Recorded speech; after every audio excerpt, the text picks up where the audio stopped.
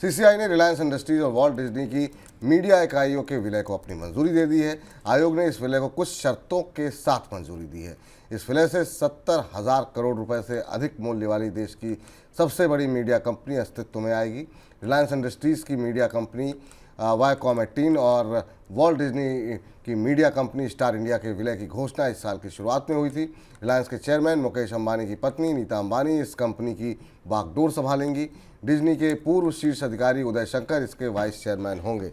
Media industry का चेहरा किस तरीके से बदलता हुआ दिखाई देगा? बहुत लोगों का कि कोई ये आशंका थी कि एक तरीके से यहाँ पर मोनोपोली होती हुई दिखाई देगी। कुछ एक क्षेत्र ऐसे हैं, कैसे देख रहे हैं एक बड़ा परिवर्तन मीडिया क्षेत्र के अंदर होने जा रहा है? जी देखिए, जो पूरी कंपनी बनेगी उसमें करीब 36.8% हिस्सा डिज्नी का होगा, 16.3% हिस्सा रिलायंस का होगा और वायकॉम 18 बचा हुआ 46.8% हिस्सा रखेगी।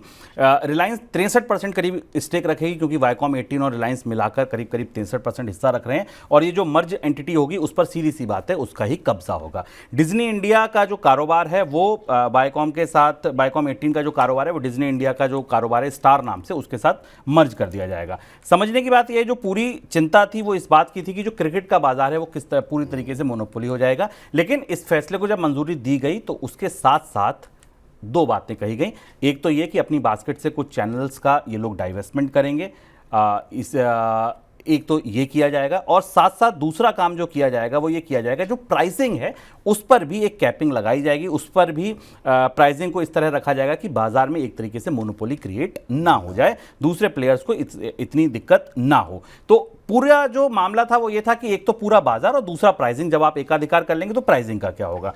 दोनों चीज़ों पर जब एक सीसीआई को सफाई मिल गई तब सीसीआई ने इसको मंजूरी दे दी।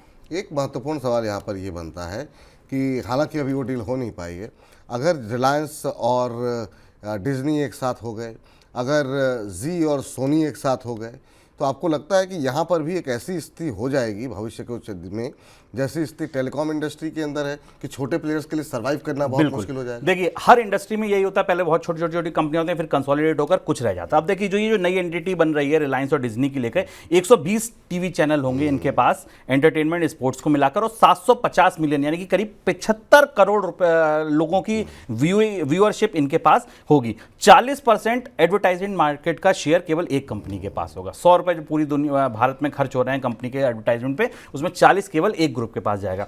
तो सीधी सी बात है कि बाजार में प्लेयर बड़े हो जाएंगे और छोटे छोटे जो कंपनियां हैं उनके लिए ये बाजार अच्छा नहीं रह जाएगा। कम से कम कंपटीशन कैसे करेंगे? जब प्राइसिंग पावर उनके पास होगी तो कंपटीशन कैसे होगी? और यही चिंताएं सीसीआई को थी, जिस वजह से इसको रोका गया था। चलिए, अब देखना ये क्या वाकई में जो आने वाले समय में कुछ है नई कंपनियां इस क्षेत्र में आने की हिम्मत करेंगी, क्योंकि काफ़ी बड़े बड़े खिलाड़ी जो है, दिग्गज खिलाड़ी अब इस क्षेत्र में जो है उनका दबदबा होता हुआ दिखाई दे रहा है।